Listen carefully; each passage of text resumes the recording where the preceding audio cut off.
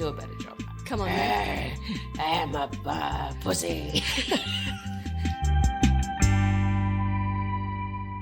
Welcome to Psychocinematic, the podcast where we analyse depictions of disability and mental illness in popular film and TV. I'm your host, Stephanie Finazia. Please note that this episode contains discussions of suicide. If this episode brings up anything for you, Lifeline is available 24/7 on 1311 and Beyond Blue on 132-4636. We acknowledge the traditional custodians of the land on which we record this podcast today, the Wurundjeri people of the Kulin Nation.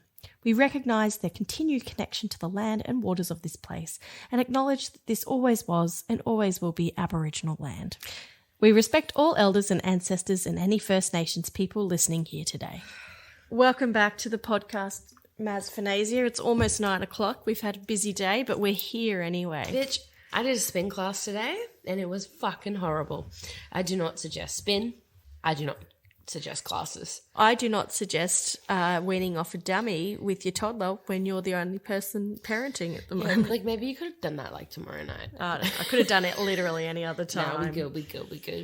We lose every shot we don't take. We live, we learn. We don't learn, but we do live. We live. What have you been watching at the moment, Maz? I watched The Staircase. Actually really good. Yeah? If you're a fan of true crime and if you know the story of Michael Peterson, who most definitely killed his wife, but I guess it's up for speculation. Or was it the owls? It's fucking definitely not.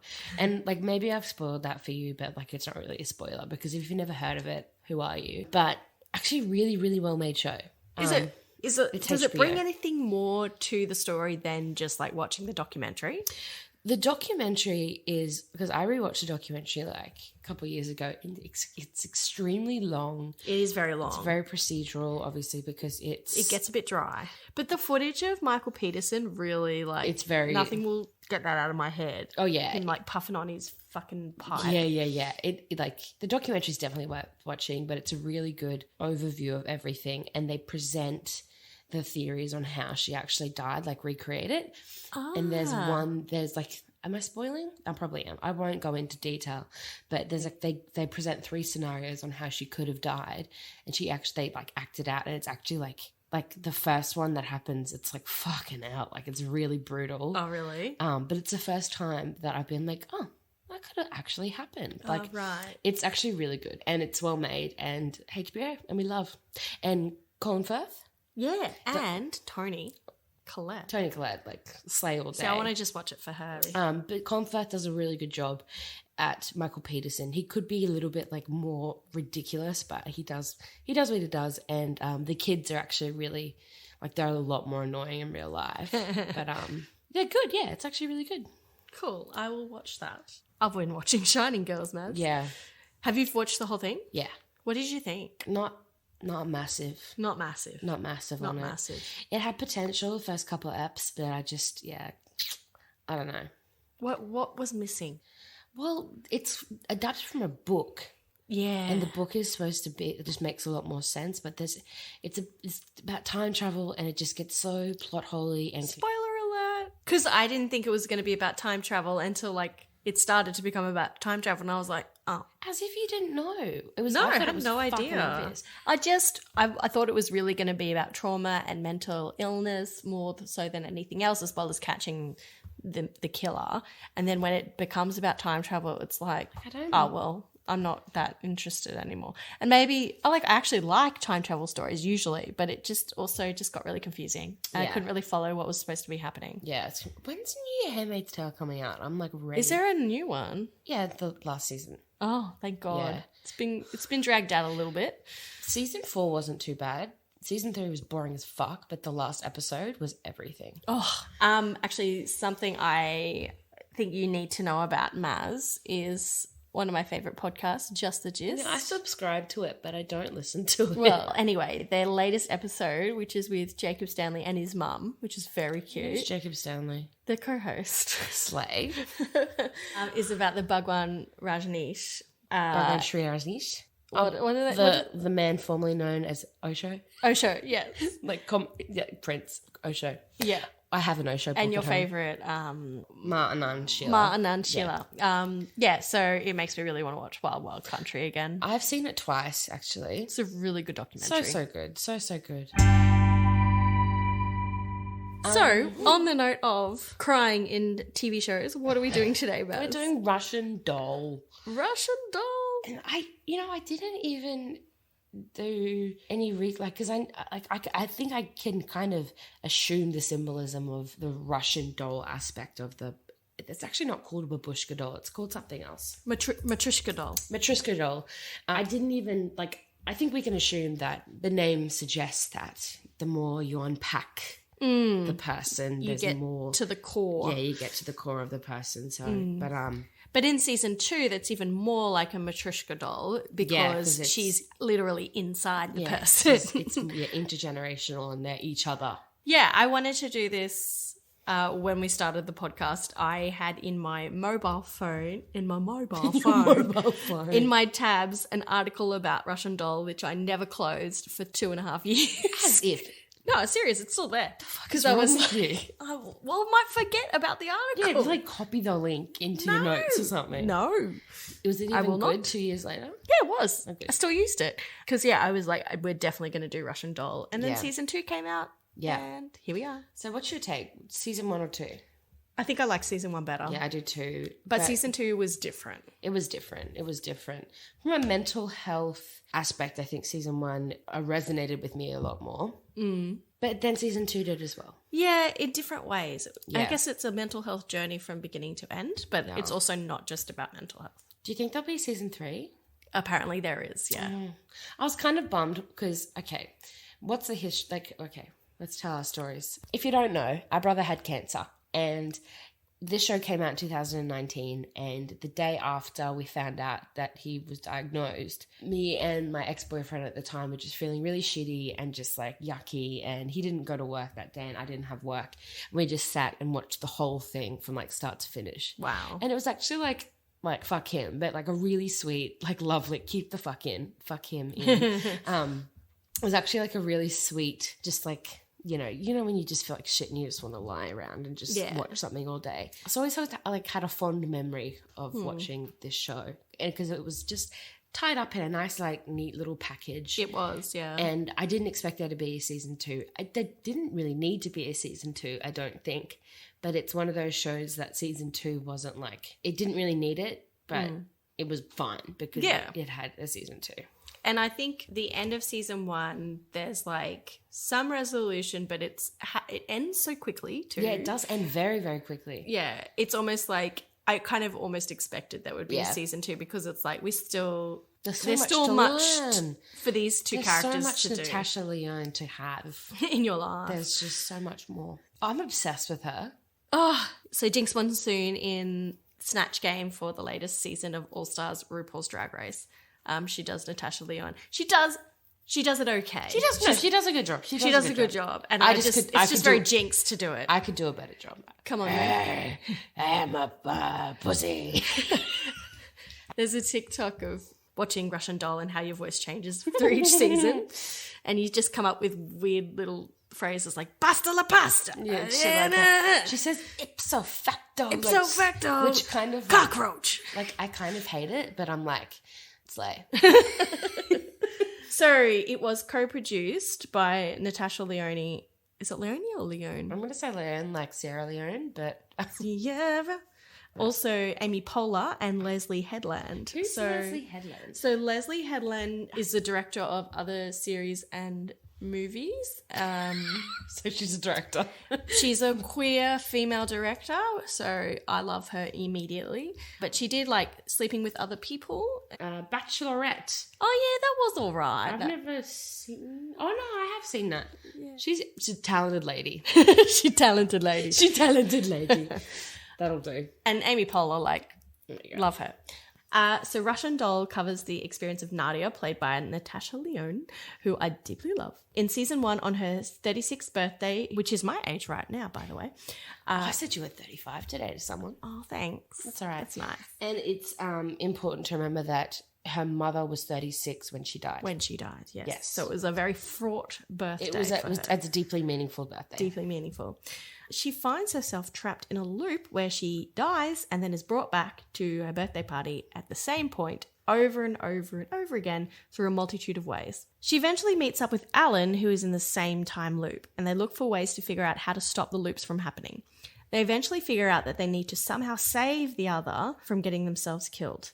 And it is revealed that Alan dies by suicide after a breakup, whereas Nadia is just looking for a cat and then ends up being hit by a car. We learn about each of the characters' psyche, including Natasha's self-destructive behaviour, in a way of coping with her super traumatic childhood with her schizophrenic mother, and Alan's obsessive compulsive disorder and need for control at the detriment of his relationships and fulfillment. In season 2, after 4 years, on her 40th birthday, Nadia finds herself, still friends with Alan, coming to terms with her mother figure Ruthie, who's becoming increasingly unwell. She ends up catching the 6 train, which then becomes a time machine. At first, a time machine. At first, you say the 6 train, like you know what that means. Oh, yeah. I'm a New Yorker. Well, that's what they all say, yeah. so I said it. I'm on the 6, I'm on there. Hey, at least I didn't get this off Wikipedia this time. Oh, did you do this? I did this myself. Oh, wow. That's why it's so good. Thank you, fuck you. Nice. It's good. At first, she becomes her mother while pregnant with her in the 80s. And then she goes back to 1944. Hungary as her grandmother. As her grandmother, yeah. Yes. So we don't... She doesn't become a great-grandmother. We don't meet great-grandma. No. Nadia lets Alan know about her journey, and then Alan goes on to become various figures of his family's life. They both attempt to change the past that will influence and improve their future. Oh my God, another time travel... I know, I was just thinking that. The Shining Girls. And this is the thing, I don't mind time travel. It's just when this is, I think, executed quite well. Yeah. Nadia, by attempting to save the family Cougarans that were saved from World War II that her mother had lost. Alan tries by trying to get his grandmother to save the love of her life from crossing the Berlin Wall. And he also kind of falls in love with her, but so query, Alan is gay? Or no, he's just in love. He's in love. I think it's not really explored and it's not really relevant. But like, again. I like that it doesn't matter. Like, it doesn't matter that like it's not really like, oh, he's gay. It's just that like he's like really excited by this guy. And I like that. He doesn't have to be gay. No, it absolutely doesn't need to go any further, and that is good. I think it's just it's sweet because he just seems like really like giddy. Yeah, it's really beautiful. Natasha realizes that whatever she does, she cannot secure her family's and her future, and reacts by managing to steal herself as a baby and brings her into the future. It whacks everything out, and she has to accept, like Alan, that unfortunately the past cannot be changed, and by chasing the past, she has missed out on her parent figure's death. During this time, Ruthie has passed away. She has to give herself back. After one last potentially healing train ride back to the present, where we all cry, she finds herself back in the same apartment that she was trapped in on her birthday for Ruthie's wake. And that's kind of where it ends. Mm-hmm. So. In terms of plot, it is actually quite linear. Yeah, even though it's chaos. Around. Yes. So like in season 1, like we only are introduced to Alan in like the 4th or 3rd episode. Yes. And it's like, I don't know, like the first 2 episodes without him are fine. But then having him is like good too. I don't know. I think he's necessary in season 2. And obviously they are connected, so it has to be 2 of them. Less necessary in season 2, I think. Apart from the fact that, which we'll get to, Nadia doesn't really connect with many people, like keep them close, but she obviously has connected with Alan and kept him close since their 36th birthday. So I think it's important in terms of like the support that she needs. But at the same time, like he's a supporting character. And he therefore deserves a plot line. Yeah. Lived experience. Let's talk about lived experience. So let's talk about Natasha. There's lots. I didn't realise, like obviously I first was exposed to her through Orange is the New Black. Oh, right. Oh, so this is where our age gap will be very evident. What was your like... Slums of Beverly Hills. I've never heard of this movie. It's from the 90s. It was on Foxtel a lot, and it's a young Natasha Lyonne in her breakout role, and she's fucking great in it. And there's a scene where she is it really her breakout role? Experiences the vibrator for the first time, and she's just so happy. And I remember watching that and being like, oh, that's so wrong. you're not supposed to be happy using a sex toy Well, because what are I you was supposed to going be? to a religious school. What do they do about sex toys? No, they're like, you just can't even think about sex. Hello. It's got David Cromwell's in it, so you know it's Yes.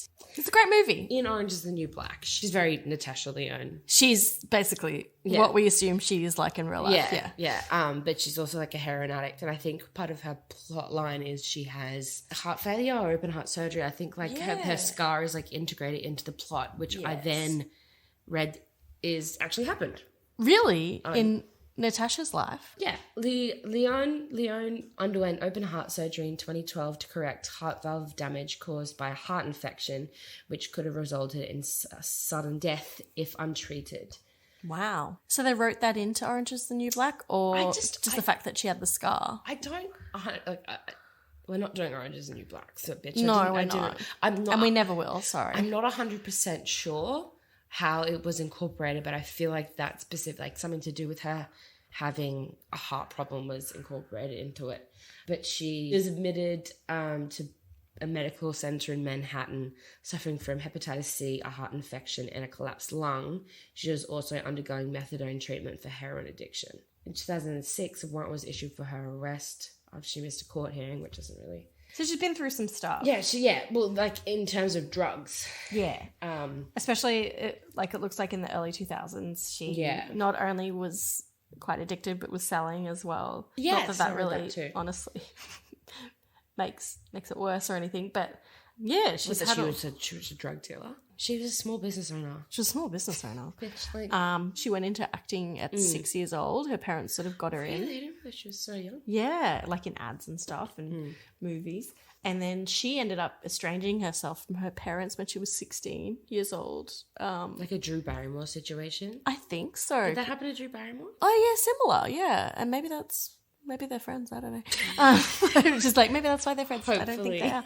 I know that her and Chloe Sevigny are friends. Besties, yeah. And Chloe she was pretty young when she started acting. Yeah. But, digress. Yeah, she was really like, why would you put me through that at 6 years old? Because obviously she has one of those classic child actor syndromes where she went on a bender kind of after the fame struck pretty early. It's funny though, because I feel like she kind of was pretty I guess this probably lines up with her addiction and mental health issues. Like she obviously came up in the 90s and then had a pretty big gap, it seems. In the 2000s. Yeah. And then, I don't know, I feel like in my head, Orange is the New Black. Yeah. Was her reemergence. Sort of brought her back. Yeah. I think, she was in American Pie too. She was in all the sequels. But that was still pretty early. That's like early 2000s. Yeah. I think she did a lot of theatre as well. She pretty much created this show. Like, yes. And knowing like a tiny snippet about her life is like, yeah, okay, I understand this show is about you. Yeah. She was saying, I just was reading, there was so many articles, so yeah, there was actually good on her. A wealth of articles about this. I'm glad lots of people wanted to talk to her about it, but she said that a lot of it is her personally alluding to her chaotic childhood and history with addiction. And she mentioned that there's a lot of stuff that they don't talk about or that we're ashamed of, family histories and stuff like that. And it's not as rare as we like to pretend, which I agree. It's like very common. I don't think it's rare at all. I think like if you're a family and you like claim to not have any trauma or like suffering, you're a dog shit liar. Or you've just got like really fucking great parents in childhood and that doesn't exist, Steph. No. Hey, Casper's going to have one of those. Well, honey, great things are going. Not with you. Once he has that dummy back, he'll be fine. Yeah, she just said that it's becoming a director, actor, and producer has given her a window into the human condition more than she thinks she's exercising personal demons through her work. And then she says, in other words, no, my mother did not give birth to me on the subway tracks at Astor Place Station while I was time traveling. Is that good? That's like pretty good, yeah. Like at the start, I was like, oh no. But then you followed through. You followed through. Oh, see, fuck. Okay, here's more of my research. Yeah, go on. So this, like in terms of familial stuff, she grew up between Israel and New York. I feel like she was born in Israel. Yeah, I think I read that as well. So very Jewish. She's like, her family was Hungarian, Israeli, and they were Holocaust survivors. Yes. The show like heavily mirrors the instability of Natasha's life and Nadia's life in across both of those realms. So yeah, I think I didn't really find anything about her talking about her intergenerational trauma or her parents or family as Holocaust survivors. But allegedly her maternal grandparents, like her characters, were survivors of the Holocaust and struggled to deal with the fallout from the horrors of the Holocaust, passing on what Lyonne, in a recent New Yorker profile, called damaged love. I like that because it's like you still love your kids, but it's damaged love. Yeah. Like So this is also, I've taken this word for word from an article. This isn't my own words. But in exploring these personal demons, Lyonne recalls writers like Philip Roth, who often uses his novels to explore the impact of the Holocaust on children of survivors. But she picks up another generation down the line, showing even subtler and more convoluted ways in which the Holocaust impacts the psyche of third-generation descendants, no matter how distant they are from the event itself. So it's all about how trauma carries down the line. It's trickle-down trauma. Economics. Trickle-down economical trauma. Absolutely. It's upsetting because I'd love to speak to that from a lived experience perspective, but we just have no fucking clue about no, we our really family. have. And this surely is some shit, but we don't speak Italian. I don't know what else there is to say apart from that she really brought herself to this role and her various experiences, which really painted the character. And I think top marks for lived experience because she pretty much is the character. And I'm sure amazing. She stomps around New York in her trench coats and her wild hair and her ciggies she's always chewing on. Oh, yeah. Just want a beer. Let's talk about Alan. So he was played by Charlie Barnett. Fun fact, Courtney Barnett's maternal grandmother.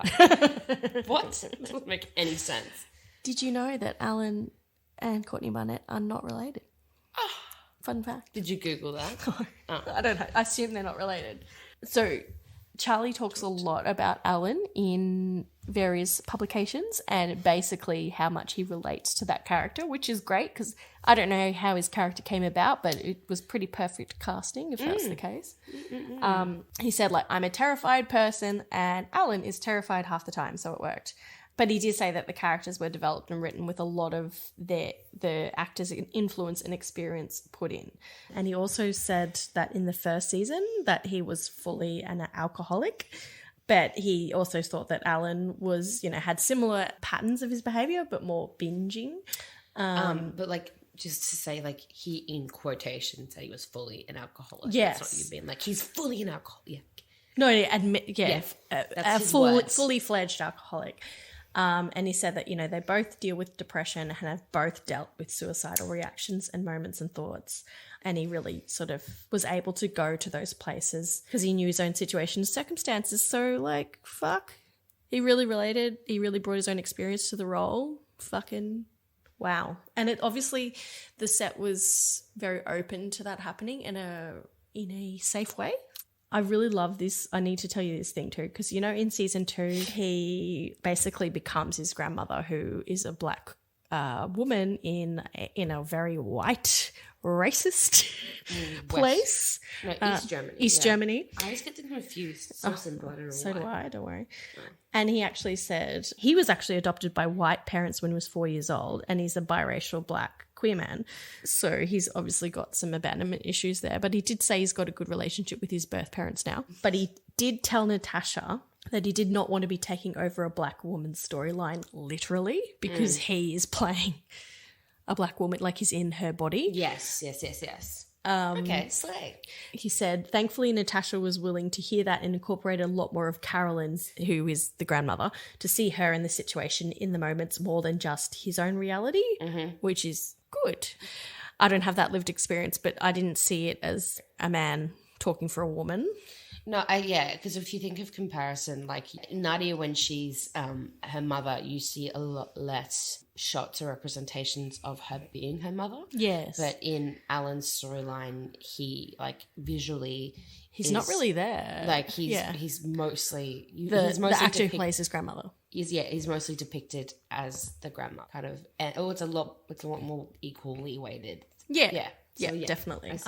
Just a few things as well. Amy Poehler, I read her biography. She's experienced depression, anxiety, and postpartum depression as well. You feeling that right now? I feel it. So the genesis of the series apparently started 7 years earlier after Poehler remarked that Natasha Lyonne was always the oldest girl in the world, and they both sort of talked about a female character being many things at once. But the only way to have a female character that complex would be to redo the part repeatedly, and hence Russian Girl was born. Russian Girl. Russian Girl. What's the show about? It's about a Russian girl. It's about a Russian girl. But it's not even fucking Russian. I say that her father's side is Russian. That's what she says in the show. There you go, yeah. And also Natasha Lyonne and Amy Poehler and Leslie Headland put together an all-female team of writers and directors. So fuck yeah. Have Amy Poehler and Natasha Lyonne like worked together before? I don't know. They're obviously very good friends. I think they've done comedy stuff a lot together. So, yeah. Because, I saw a lot of pictures from SNL and stuff. Elizabeth Ashley, who plays Ruthie, is a survivor of sexual assault. Just a little aside there. Which comes version into of it. Ruthie? There's actually 3 actors who play Ruthie. Oh my God. Well, Elizabeth Ashley plays older Ruthie. Okay. Yeah. The consistent Ruthie. Not Annie Morgan? Because, in season 1, she's, I don't know the actress's name, and then in season 2, Elizabeth Ashley. Younger Ruthie. In Oh, season it's somebody 1, else. Yeah. Yes. And then in season 2, she's Schitt's Creek. Schitt's Creek, yeah. Didn't even realise it was her for a while. It's funny. It's like so out of like just like not like her character. But it's also very clear that it's Ruthie. Yeah. She does a really good job. It's really well casted, I think. Leslie Headland, who's the other showrunner, is gay and raised in a strict Catholic household and was an assistant to Harvey Weinstein for a year. Oh, fuck me. So she's had a lot of trauma in her life. She's had depression, who hasn't? And there's an article saying that much of her work focuses on cultural vandalism, and also addiction is a theme that plays heavily into her projects. She says, I'm attracted to stories about people who have created prisons for themselves and are trying to get out of them. Truthful. And Leslie Headland and the character who plays Lizzie, Rebecca Henderson, are married. Which one's Lizzie? She's the one who is the best friend with Maxine. Sweet birthday, baby. Not her, the other one. Yeah. So like she's got short blonde hair, yeah. So we've established this good lived experience. Yeah. Accuracy. So there's a lot of fucking mental illnesses in this show. L9. I guess the first big one for me is complex PTSD, which you could probably say many of the characters have, but mainly Natasha/Nadia. What that is so it's basically post-traumatic stress disorder, but when it's happened repeatedly and there's quite lots of traumas at once and over a long period of time.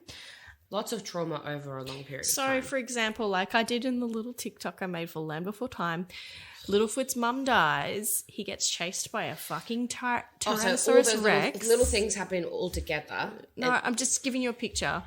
And they're also living in drought and famine. So it's like the trauma of having to struggle through famine plus the big events that have happened. The accumulation and also over a long period of time. It's like it's PTSD. It's not simple. It's complex. Yeah, I know what it is. So people with CPTSD, as it's also called, tend to experience the core symptoms of PTSD as well as disturbances in their thoughts, behaviours and emotions, which is including, and I'll sort of refer it back to what we see in Russian Doll. Difficulties expressing emotions. So it's common for people to lose control of their emotions, such as explosive anger or persistent sadness. But I think it's kind of more that Natasha or Nadia avoids emotions in Russian Dolls. She doesn't really ever get angry, even when shit happens to her. She has a sort of snarky quips. Her baseline is kind of heightened, I think. And exactly. That's why it's like... So she stays on that baseline. Yeah, like she's always like a lot. But I think like when the guy that she's like was dating and they've been broken up for like 6 months, every time. Wasn't it her ex-husband? It wasn't her ex-husband. Not the guy that she's banging. Watch the show. Yeah, no, she has an ex-husband. She does not have an ex-husband. Yes, she does. No, she doesn't. She was dating a man who divorced his wife. Like she broke up their marriage. Oh, wow. So, but like in season 1, it's been like, he's not a character in season 2, but in season 1, it's been 6 months since they've like last spoken or whatever. And he ends up being invited to the birthday party. And that's how he's involved in the plot. Yeah. And like in multiple loops, he's there and just trying to talk to her about stuff. And she's always avoiding totally it. avoiding just it. like, Yeah. Just emotions are too hard in general. Yeah. Yep. So yeah, tick the box. Negative self-belief. A person can view themselves in a negative light and they might feel helpless, guilty or ashamed. I definitely get that vibe with Nadia because she definitely doesn't feel like she deserves most things. Like she doesn't even she almost doesn't come to a party. Like she's like, she doesn't think she deserves a party. In a very kind of like aloof way. Yeah, in a way that's not so much obvious, but I think that's at the core of what she's like. She plays it off. Yeah, she plays it off like, what are you gonna do, blah, blah. That was a little bit of the hormone monster and Big Mouth as well. Oh, don't do blah, blah. Also, like it leads into the next criteria that it affects her problems with maintaining relationships because she doesn't think she deserves a party, so she like doesn't come early and she leaves super early, or in the various time loops they're like, oh, you're gonna leave, and they're kind of like almost expected as well, so it's obviously a pattern. So because she has low self-worth, that also affects how people think she feels about them, which is not true, but she just doesn't think she deserves good things. She also has lots of guilt over her mum and feels like she killed her by not wanting to live with her, and she clearly uses drugs and sex to sort of cope with that negative stuff. Like she sort of engages in reckless or destructive behaviour, which is common when you don't like yourself very much. I just really like her and the smoking. I fucking like, because it's just like she loves smoking. She's always smoking, and I'm just like, I fucking love you. and she just do like. There's that like time lapse of her just like doing drugs at the party. Yeah, and stuff. I just love it. I'm just like, you are so mean. It's such a good scene, that one with I Go to Sleep is the song that's playing. It's just like, ugh. Because it's like, I don't know, it's actually she's just like trying to escape from everything and just be in that like. Because it's like a funny show. It is funny. But that's a pretty depressing bit. Yeah. Upon rewatch, I found it a lot funnier than I did the first time. Maybe because I was depressed because Nick had cancer. But possibly. It's funny because it's like peppered in these like really like emotional, like sad little things. Anyway, Yeah, definitely. Yeah, like I said, the next criteria is problems maintaining healthy relationships due to lack of trust. In some cases, avoid relationships completely or unhealthy relationships. Definitely avoidance, although she has really good friends. She's definitely like keeps them sort of, she doesn't want to get too dependent on them. Yeah. The only person she really trusts is Ruthie. Yes. Who is like her parent figure. And Alan's really the first person that she kind of lets in her life. Yeah. For a while. And even with Ruthie too, because of all those feelings and stuff, she even avoids kind of being there for her in season 2. She's kind of avoid. But she's also time traveling. Like she's got shit to do. I mean, she got shit to do, baby. Yeah. And the last one is ongoing feelings of emptiness, which often is covered up by drugs and alcohol, sex. And like I guess it's not to me, it's not an obsession, but I think in season 1 there's like the obsession with the cat. Yeah. But to me it's like, where's my fucking cat? Like, it's like the metaphor. I feel like it's supposed to be like a metaphor or something. Schrodinger's cat. I feel like it's like a metaphor for something. And this is a problem between like Alan's loop and Nadia's loop, because like there's a lot of meaning tied to Alan completing suicide as the way he dies, but Nadia just gets hit by a car. But I think the point of her just getting hit by a car and then continuing to die in all these other ways, although he does too, I'm pretty sure, like in various ways, is her recklessness. Like it's her recklessness and not looking after herself and putting herself first that is what creates the death. Okay. I think maybe that's where they're trying to go with that. Yeah. And it's kind of how they... notes on that somewhere. It'll come up. Because I think the point of this first season is how they stop themselves from dying. And it's... Yeah. I guess the key is to love themselves and to love each other. Yes. And help each other. And be open to it. I've written some notes about CPTSD. Tell me. And I think specifically about maybe season 2. I was rewatching the scene last night as well, and I still teared up.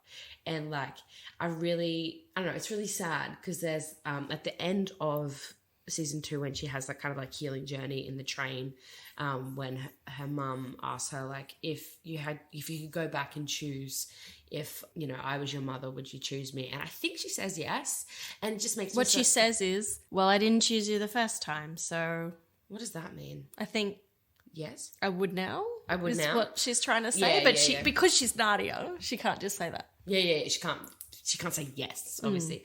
And it's just so sad because it's like, no, I would not choose my mother. Like, it's just like, I don't know, the whole thing. And like, that's the whole thing with like CPTSD and trauma. It's because I know that trauma and all that shit makes me who I am and gives me this like vibrant personality that I love. But I also like just don't take that all back. I don't want that. Yeah. And it's just like really confusing. Like that without the shit. Like, I'd like to be who I am and to be like self-deprecating and have like, I don't know, funny little weird stories to tell. But like, I just don't want to, I don't want those memories. Like, I don't want to feel like, I don't know. It's just really, really, I don't know.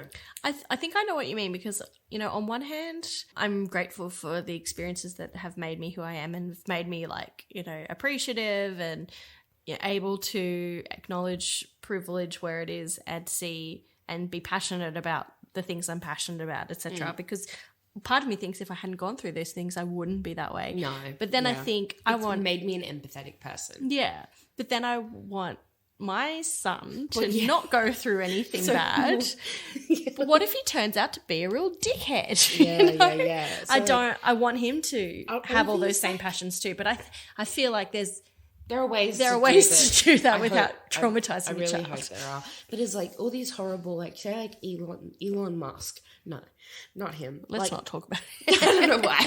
But like these people that like there's a picture of a person in my head who are like really just like arrogant, really confident and just annoying and like just love themselves. Is that because they haven't had that trauma? Like, do we need it? Well, I guess there's the other side of like we see trauma as when people treat you bad, but sometimes it's also when people treat you too well.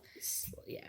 And so will we call that trauma? No, well, it's just like not teaching things not being taught. You know, not allowing your child to develop a good sense of self that isn't narcissistic, essentially. So, you know, what is resilience? It's going through ups and downs and being able to bounce back from that, not just like thinking you're the best at everything. Yeah.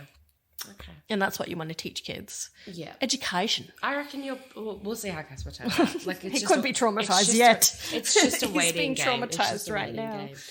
But also another point, it also made me doubly sad that Nadia's mother just seems to really love Nadia. Like she's like very like, just you and me against the world, baby, and you're the only one that understands me. But at the same time, saying that to your child it's also not healthy. It's not healthy. No, yeah, it's not like healthy. You're the only one who understands me. That's your child. That's not up to them to understand you. Yeah. And you're seeing them more as you're the child. And that, I think, also leads to the reason why Nadia feels so guilty about her mum dying, because she things feels like that. Like she led to her death because she chose not to be with her. Because she felt she was responsible for her. And like Ruthie says, we're all unreliable narrators of our own stories. Ruthie's great. I love her. Yeah, I'll get to more of her.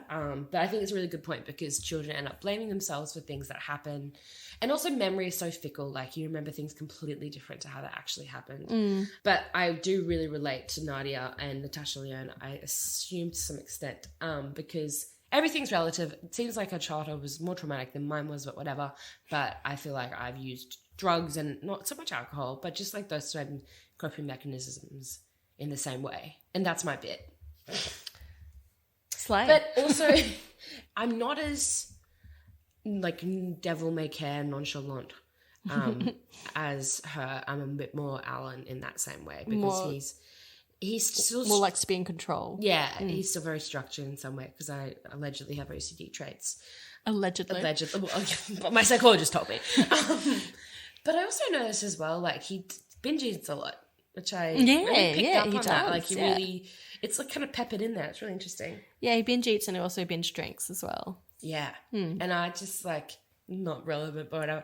Like I, especially recently, I find myself especially when I'm poor and when I'm just not feeling like great. Like eating will just give me this like dopamine rush, and I'll just eat and eat and eat and eat. And it is comfort. It's like I'm only realizing it now. I'm like actually identifying it as comfort eating. Like I actually understand it now, like what's going on inside my brain. Like I don't feel good. This makes me feel good. I want to keep doing that. I don't know. Even though I guess I knew that, but it's only like clicking now because I'm like, I really love that can of Coke. Like she is actually like very smart. She's a computer coder or a game creator, whatever. Yeah. And I think at some point, like she's talking about The game that she made? well, no, she's talking about like epigenetics.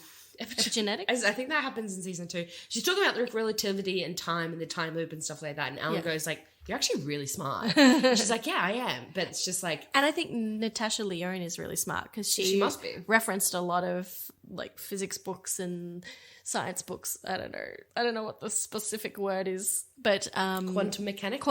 quantum mechanics, quantum physics books Really? that she'd read Really? around this show, and That's she's like, insane. I don't understand it, but I like reading it. Yeah. It's like So sometimes clearly I she like- does enough to read the whole book. Sometimes I like to read about pharmacology.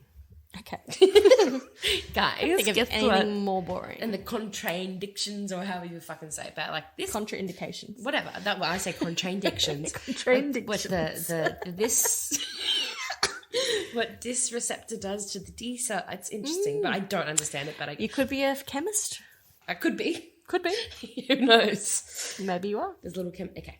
So, on the note of CPTSD, which I think is depicted very well, intergenerational trauma is also a big focus. I think we've talked about We've that, obviously, talked about intergenerational trauma many times, but yeah, I just think that is also very clear, particularly in the fact that, you know, Nadia is brought back into time and is convinced that all these things led to where she is now, which is true. Yeah, I don't know. I like time travel in that way when things like end up Looping back. I Yeah. liked it. It's sad, but I like it, and I like the metaphor that old gross guy talks about Coney Island. Oh, How yeah, he says yeah. that there's always that one thing that you think you could change and would change everything, but it's just fucking bullshit. Yeah. And that's the point too. Like, we can't go back and change the past. Nadia and Alan couldn't change the past. Yeah. But what we can or have some control in doing is processing it in order to stop the cycle, I guess, and heal from the past. But it cannot be changed, sadly. We're oppressed, and That's also I bad. haven't done a very good job of that. Repressing. No, No, that's not a bad thing, Maz. I know it isn't. Repressing, bad. I dissociate, but I don't repress Good on you. on purpose. Well done. At least. Thank you. Let's talk about obsessive compulsive disorder, which you apparently allegedly have some traits of. I don't. I do too. I don't have. It's more obsessional anxiety. What's it? It's called like big O, OCD or something. Oh, yeah, like more obsessive and more compulsive sort of thing. Yeah. Well, so let me just say, obsessive compulsive disorder is basically highlighted by a presence of obsessions, compulsions, or both.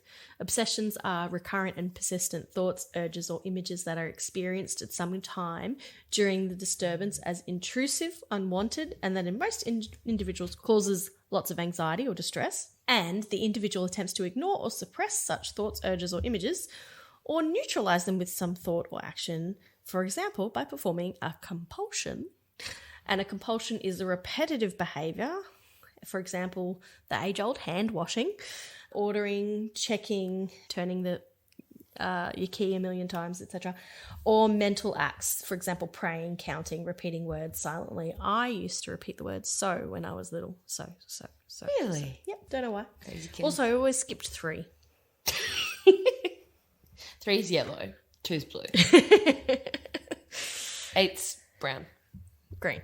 Anyway, so the compulsions, the person feels driven to perform in response to an obsession or according to the rules that must be applied rigidly. So it's like, if I do X, Y, and Z, then I won't kill someone. Yeah. So I think that is probably like, I don't have compulsions. Well, I don't tend to. It's more obsessionality. So I think that I was reading about it's like big O. Like but like it's more like sometimes this has happened with Casper a lot. Sometimes I'll be like, say for instance, like he was on Nick's bed and I was like, oh my God, he's just going to fall off and crack his head open. Yeah, like, yeah, and you can't stop thinking about that. Yeah. Yeah. I was like, and So I picture it in my head. It's like an intrusive thought. Yeah, it's like, and it's an obsessive, intrusive thought that and it could be like little things like that, or it could be things I just like. When I'm the most anxious, I get a lot of intrusive thoughts. Yeah. Yeah. But Prozac. Prozac. I am being treated for that with a higher dose of Prozac, which has really helped. So good on you, Prozac. Yeah, good on you, Prozac. Well and my wonderful psychiatrist. Can't recommend her enough. I'm not going to tell you who she is, but she's great. With Alan, we don't quite see compulsions as much, or at least I couldn't really tell when I look back. It's hard because he's obviously...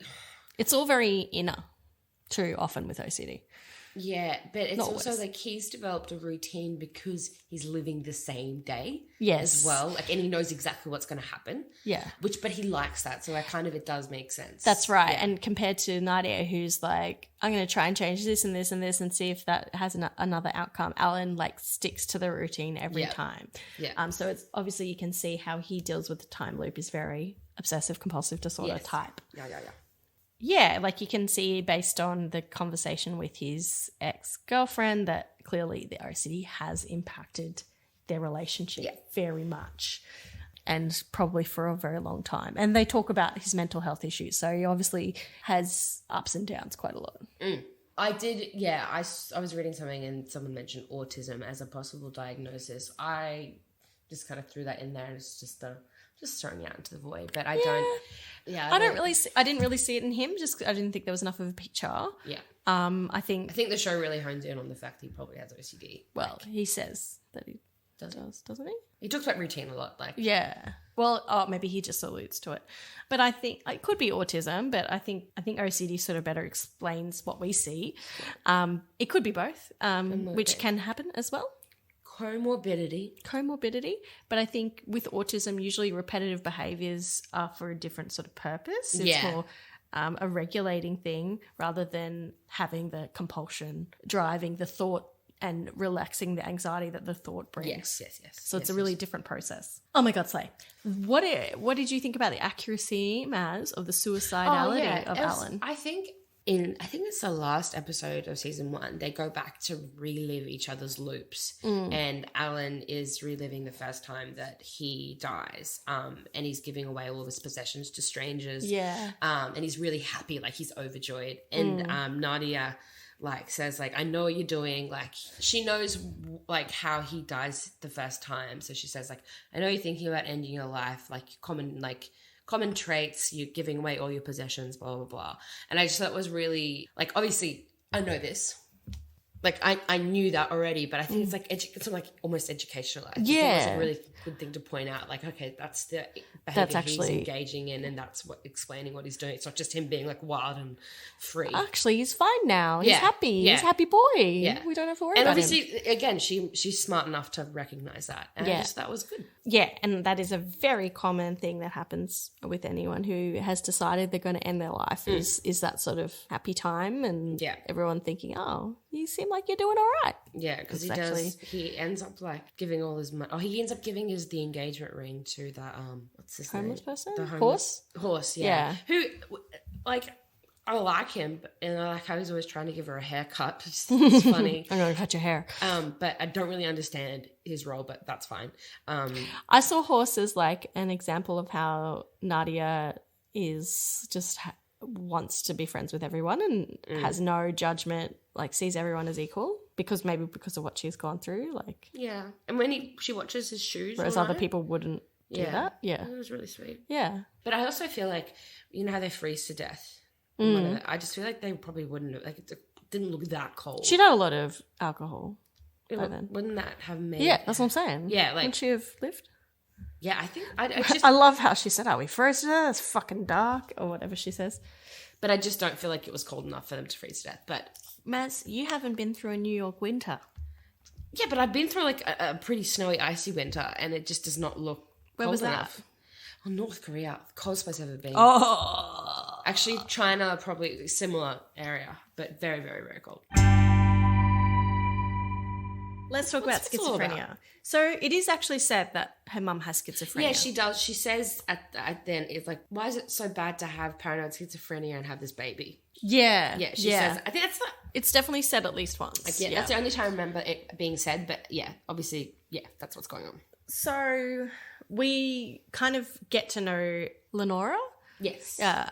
They call her Nora. More in the second season. You only kind of see some flashbacks in the first season, but it's also paints a pretty heavy picture. Yeah. So schizophrenia, which we have talked about in previous episodes, but just in case, this is the DSM-5 criteria, which I'm referring to because this show was created at the time and they're conveying a character who has schizophrenia. So I think I can still suggest the DSM-5 is worth looking at. Has it been updated since? Yes, since the 80s when we first see Lenora. Oh, right. Okay. I thought you meant since like 2019.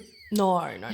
But it wouldn't be much different than this anyway. Yeah. So 2 or more of the following for at least 1 month or longer: delusions, hallucinations, disorganized speech, grossly disorganized or catatonic behavior, and negative symptoms, which are like diminished emotional expression, etc.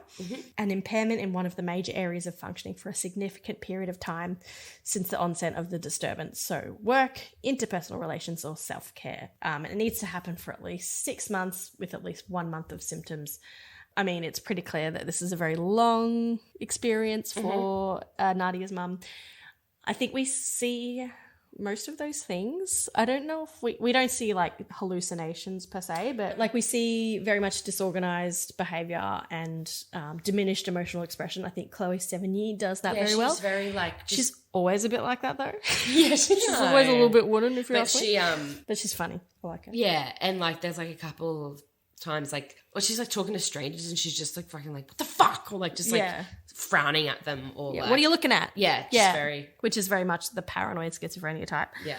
And also like the fact that when Nadia becomes Lenora, no one like bats an eyelid at the stuff she says that makes no sense. So it's what she sort of says all the time. So it's very much in line with her sort of symptomology already. Yeah. And it's very clear that it impairs her functioning. Yes. And smashing the mirrors and stuff as well. What would that be? Is that just like a... It could be there's a hallucination in the mirrors or, she's experiencing some sort of delusion I think there's a metaphor there too, maybe they can see her in the mirrors or something like that. Oh, yeah. Like there's like a metaphor for that as well. I feel like mirrors are smashed a lot and then like she's... fractured psyche. And then she's always and like when gotta get up. And then like, she's always looking in the mirror. And it's one of those kind of weird mirrors that's not a... I'm actually really into that. I've like just recently been listening to that song before. Oh my god, I can't listen to that song ever again. I still really like it. It's a great really song. Good song. I do sing it to Casper in the mornings sometimes. So, there's another thing. One criteria is that the disturbance is not caused by the effects of a substance, which isn't clear because she's obviously on a lot of drugs. But I think we could, for the sake of the show, say it wasn't because of drugs. Also, I was thinking as well, like the effects of like, because she does like Quaaludes and something black beauties or something, which I don't actually know what that is. And then she like snorts cocaine and she's obviously chain smoking. Just like the effects that would have on a child is like... Oh, huge, yeah. So there's not just the impact of the mental illness on Natasha as a kid, but also some of that, perhaps the prenatal stuff, which would have impacted her too. Because often kids that are born with mums who are addicts are born addicted to that. Yes. The experiences of that on a child is very similar to trauma and also I can like your... do more research on that. It's very, very interesting. There is some research. It's kind of like... read it. Yeah. Okay. All right, do it. But it's like your baseline sort of arousal level is higher. So kind of like throughout life? Forever, yeah. True. So it's trying to... Because... That's really messed up with that. What does that mean? Physiological symptoms. What's a baseline arousal level? Like your calm level. So for me, heightened. Yeah, your natural level is already high. I'm on drugs. No, she's just fucked. Keep that. No, that can happen with trauma too. Some other common features or symptoms include anxiety and phobias, lack of insight into the disorder, and hostility and aggression, which I think we see her mum have a lot. I was reading an article about the theory about with the schizophrenia and how it plays in terms with the time travel and Nadia and Lenora, because from what we see, the time traveling occurs during Lenora's, like one of Lenora's episodes. So is the fact that Nadia is inside her mum's body causing everyone to assume she's having an episode, or is obviously she gets she gets sectioned.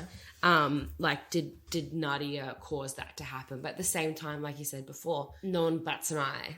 So it's consistent with what she's already established pattern. Yeah. Also, like, was that like a Reddit thread or some bullshit? No. I was one of the articles. No, it was an article. I just think, like, can we just, like, I just don't know how that's helpful. Like, or maybe Nadia actually, because she time travel created. Well, yeah, that's not helpful. Schizophrenia. Yeah. That's also okay, like, I'm just going to delete it. No. I want to talk about it because I hate it when, we can analyze stuff to a point, but when we go, oh, maybe it was the time travel that actually created her mum, having these traits. It's like, can we just fucking acknowledge that schizophrenia is a thing that exists and not like say it's created by some science fiction thing? Like, fuck off. Sorry. Yeah, no, I feel that. It just speaks to more stigma.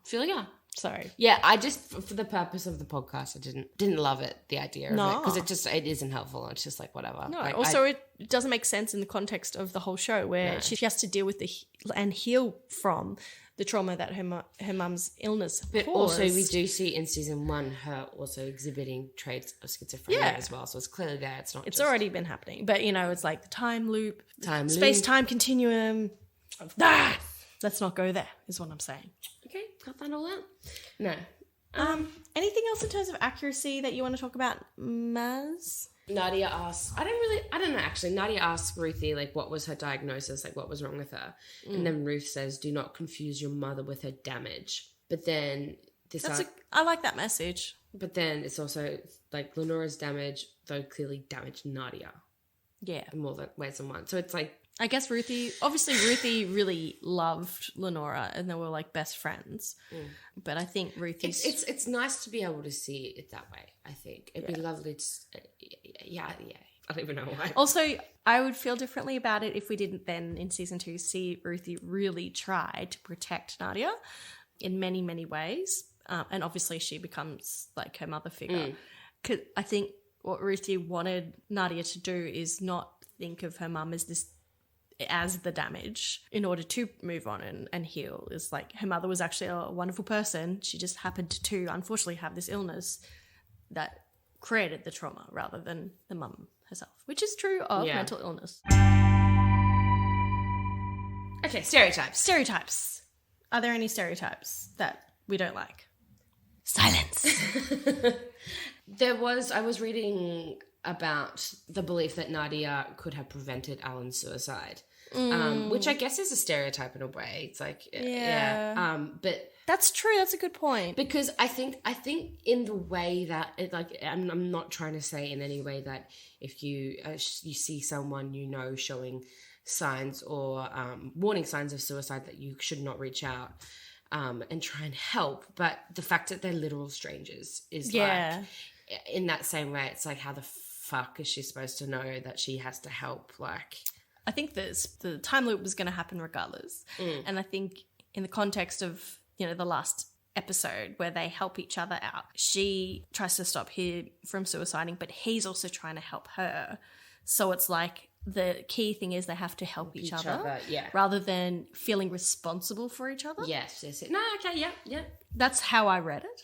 Yeah, and because I was reading this article that was talking about it in that way, because it almost brings that up as a point, but then kind of like corrects itself by the overall premise being that the bigger point is that the show makes is that we're all in it together, and at some point or another we all need help. I think it's not practical to think that she could have helped him that first night, but And I think the message was that they both have to learn to ask for help and connect with people outside of their usual rigmarole, and open themselves up, you know? Yeah, in a way it kind of subverts the stereotype of trying to help the person just for the sake of that and feeling responsible for it. Because it's more should help everyone. It's more them trying to be responsible for their own lives. I don't want to fucking help people. No. I'm a good person. Okay? I'm a good person. What have you written? Crazy 80s boomer mum? Yeah, I just thought, someone could draw a very long bow and say that it's a stereotype of your mum, and maybe that's just us millennials. But 80s parents seem to be bad 80s parents. Seems real to bad. Be. But I also don't know if that's... Latchkey kids. What does that even mean? Like, what's a latchkey? You just let yourself in. Or just do whatever you want, yeah. I would love Come home when it's dark. Yeah. But that doesn't... Is it an accurate stereotype? Maybe. I don't think it's a stereotype in this show because especially with season 2, it's much more complex than like my mum was crazy. Like everyone is more complex. But also at the same time, like we haven't talked about Nadia's grandmother and like the Lenora and we haven't. That relationship. But I think maybe that's too much to unpack.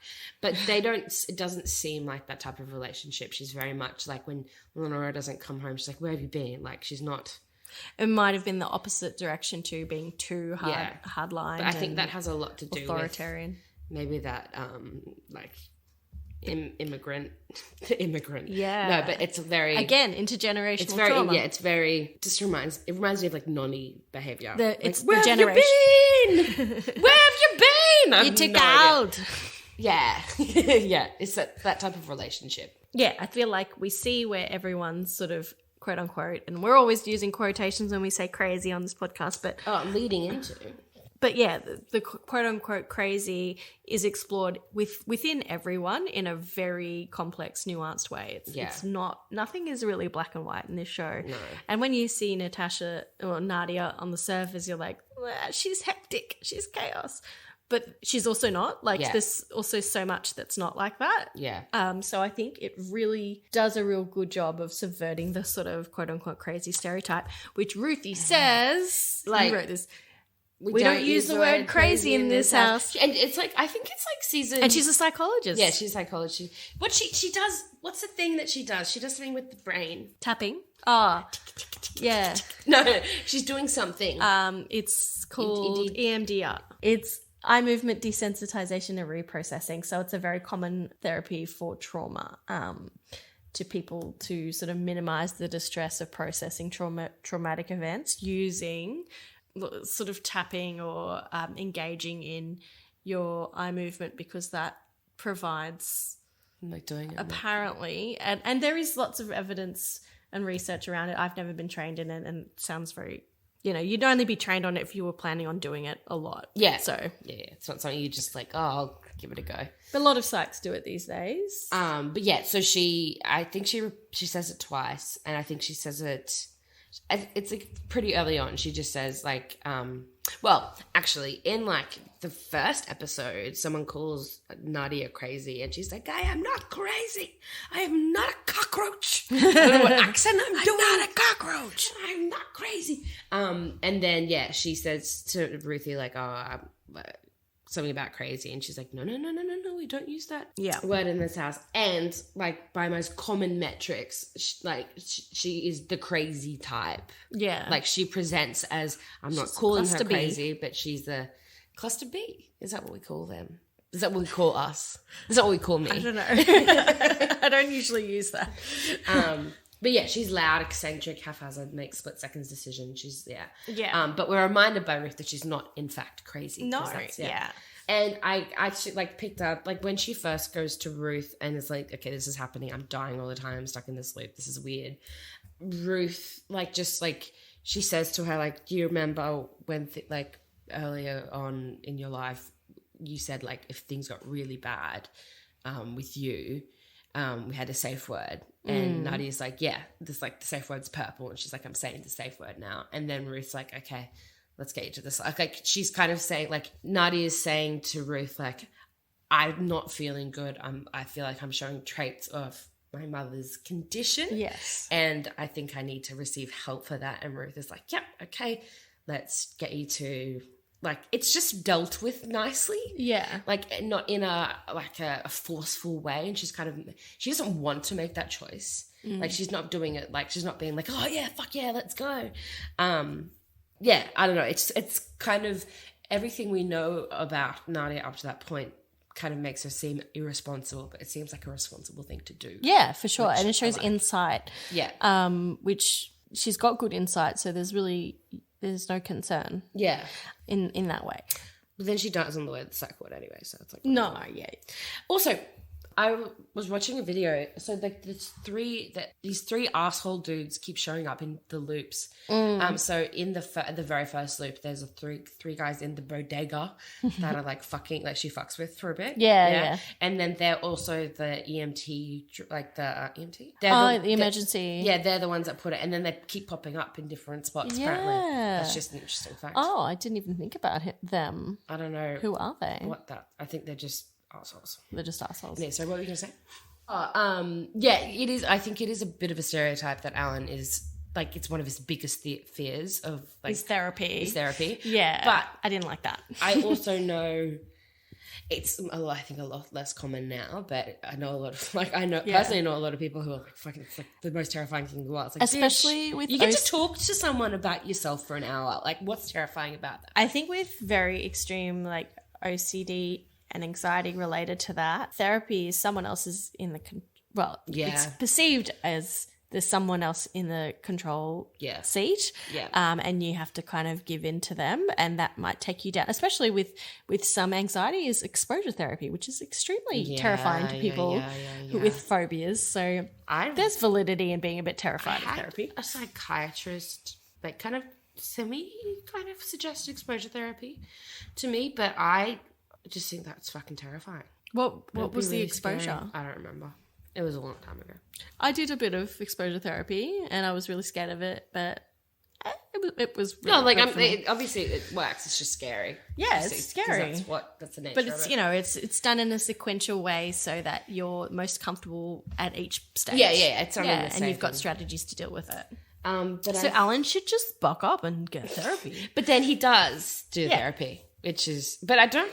Well, it's not very ethical because it's someone that Nadia knows because he does it with Ruthie. Yeah, but also like he's about to die. Like it's like it's the space time continuum is caving in.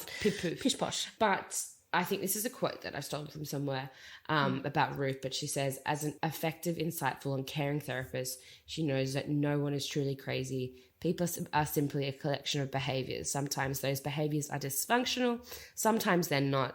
But when the behaviour is dysfunctional, it can often be traced to unprocessed trauma. And that is just... She does, as far as depictions go of therapists, I really like her because she's also a bit cool. Like, yeah. She's like shows up to the party, like party full and of, she like, smokes like a chimney and never stops. And she's fucking me. No. You don't, when you see psychologists in movies, they're always like, they've got the shawl and they're very respectful and very professional. But even in they're a bit wooden. Season 2, she's got personality. Even season 2, she's got personality. She's got pizzazz, some panache. Yeah, some panache. Helpful, harmful. Well, I think it's overwhelmingly helpful, but and that's rare these days. It's rare. Rare for us. After Willy Wonka. And I think what Natasha was trying to do with this, like she talks about how she kidnaps her inner child to fix herself. Oh yeah, that's and where that goes from there as well, because you can't do that. But she's also asking, like, this is her words, she's asking, I just like the idea that she was in this overcoat with leather and fucking sunglasses and smoking at night being like, I got baby me, I fixed it. Because, like, what's the plan from there? And when I was watching that, I was like, does anyone have a bottle for the baby? Like, is the baby being fed? Is anyone changing their nappy? Yeah, like, but then she gives it to her friends and they're like thank God they're like really good with babies because they're like, but she doesn't know what to do. It's a very good point because it's like, what is the end game? Yeah, like, it just does not make any sense. What did she think she was going to do?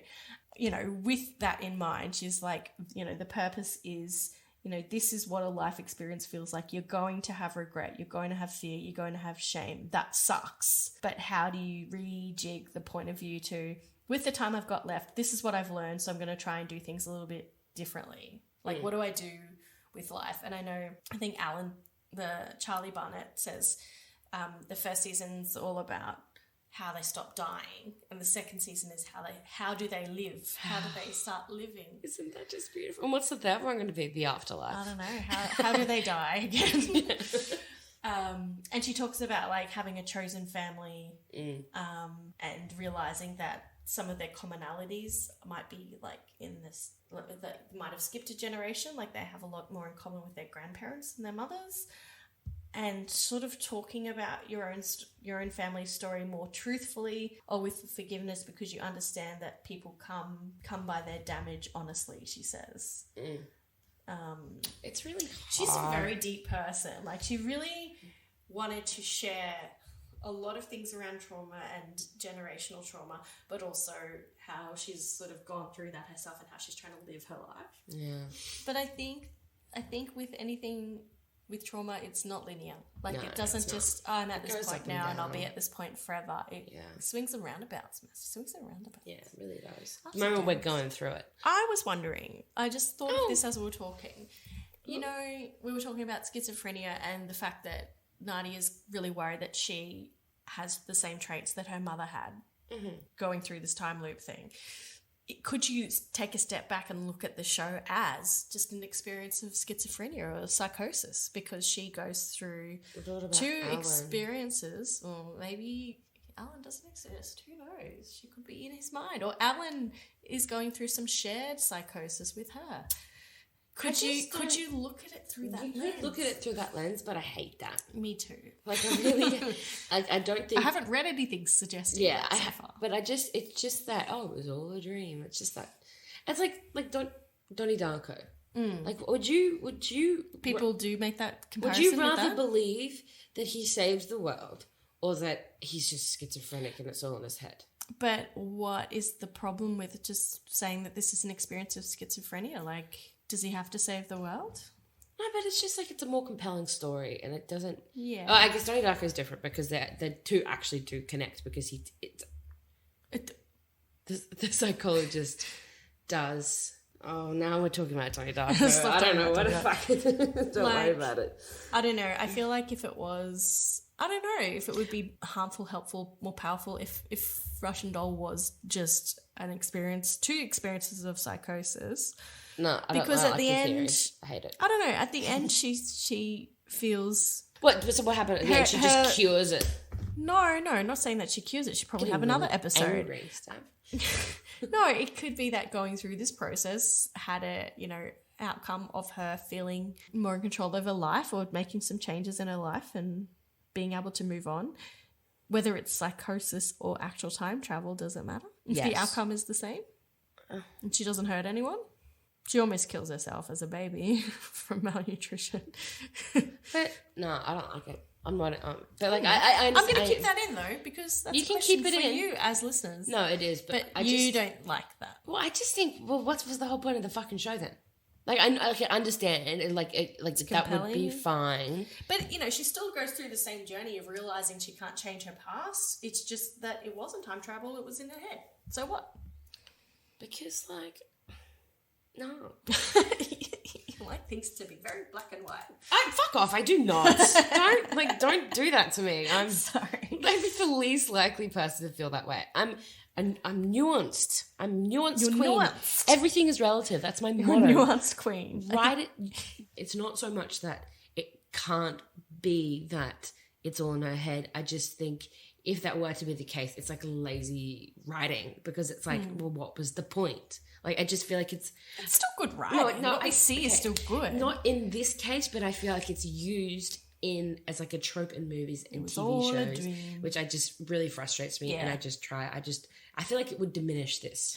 So if there was like a point at the end was like, did it really happen? Yeah, I'd fucking You'd be hate like, it. fuck you. If it was Inception.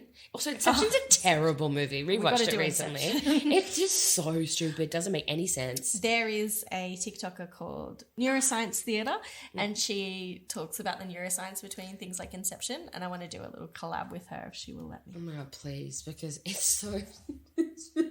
She can talk about the neuroscience, I can talk about the psychology. And everyone's so serious, and it's just so stupid. Everyone's like, I can't stand it. Anyway, let's finish off with harmful.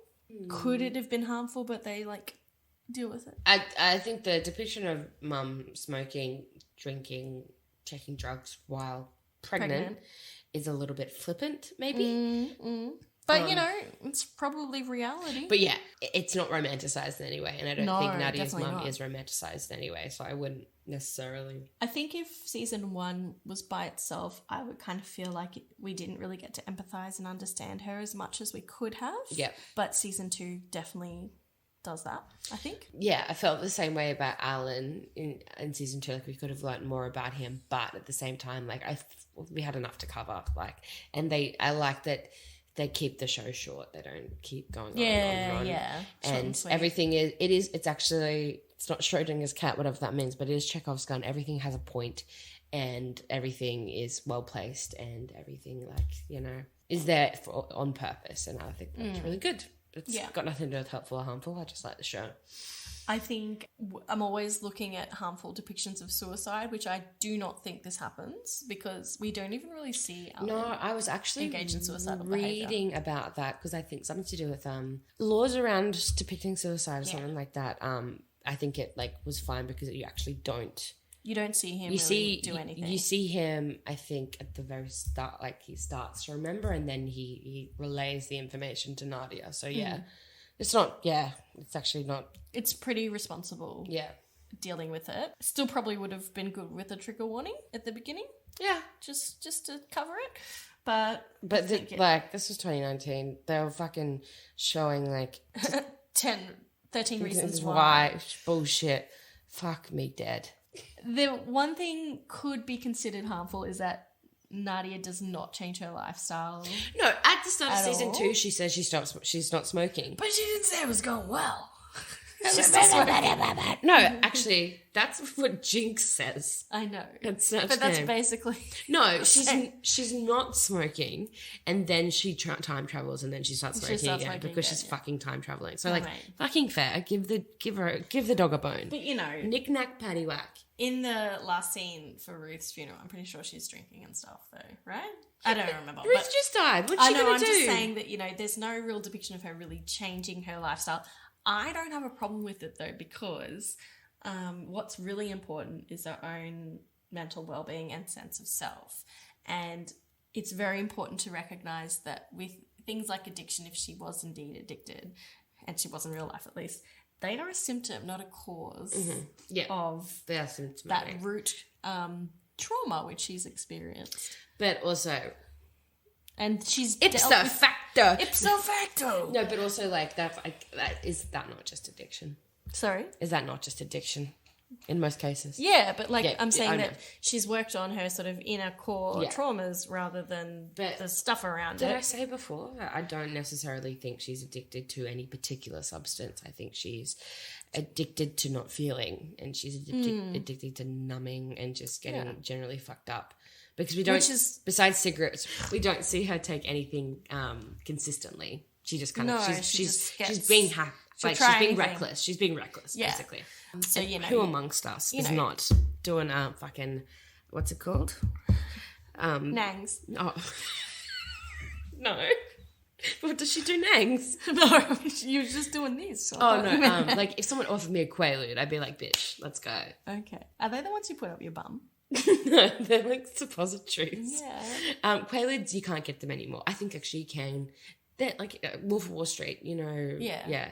They were they stopped manufacturing them in the 90s because they just didn't really serve any purpose other than getting fucked up.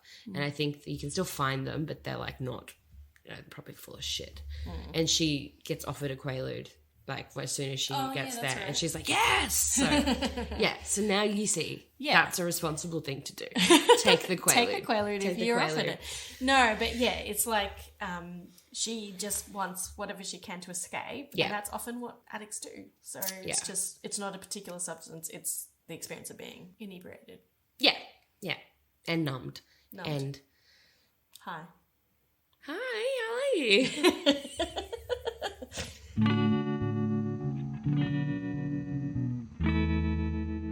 What are our final scores? I'm not going to give it a 5 out of 5 because that's too... 4 out of 4, Maz. Get with the program. Fuck me dead. Lived experience, yes, big tick. Accuracy, I think it's pretty good based on what we know. Yeah. Stereotypes.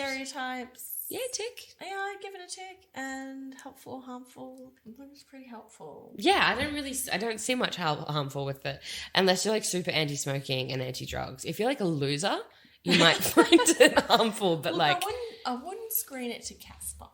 It not might be harmful yet for him. But I Swearing in it. we're just swearing in it. I like the way that it doesn't. It's not so much like normalizing drugs and alcohol, but it's just like appreciating it in a way that is realistic.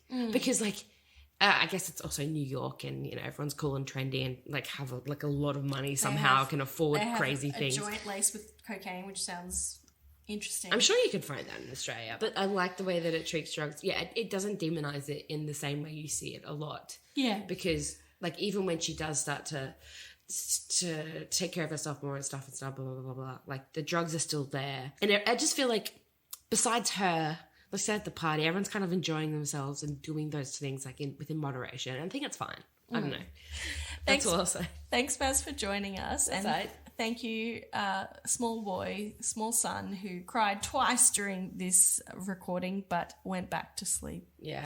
Without his jummy. Don't forget to rate and review us. It helps get our podcast out there, so you've got to do it for me and for Maz. Do you have any new reviews?